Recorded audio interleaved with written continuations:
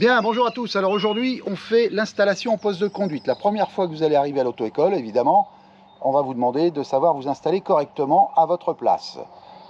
Alors suivez-moi, je vous montre comment ça se passe. Donc évidemment, on ouvre la porte. Ensuite, on va s'asseoir. Alors il se peut que, bien entendu, il y ait eu des gens avant vous qui ne soient pas de la même taille, vous voyez, donc on est obligé de se positionner.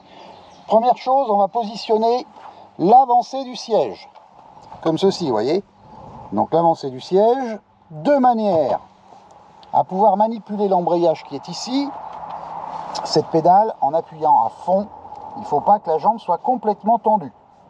On n'est pas trop mal. Ok. Ensuite, on va régler le dossier.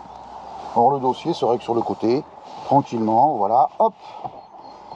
De manière à ce que les mains ne soient pas complètement tendues lorsqu'on est en position 10h10. Hein, généralement, on met les mains ici et on ne doit pas être complètement tendu. Donc je suis peut-être un peu loin. Je me rapproche légèrement. Voilà, comme ceci on est bien.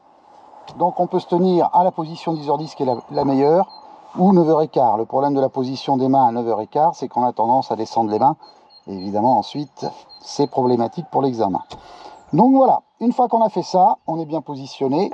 On va mettre sa ceinture de sécurité.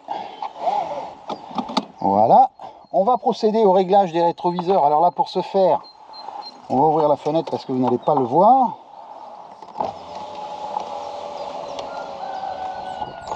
Voilà, vous avez un petit réglage ici. Vous avez un petit réglage ici, donc côté gauche, côté droit, et ici un joystick. Vous jouez avec, en fait, pour régler vos rétroviseurs. Ceci étant fait, on peut le remettre à la position 0. Là, normalement, réglage du rétroviseur intérieur pour voir le plus loin possible. Et ensuite, eh bien, vous êtes pratiquement prêt à démarrer.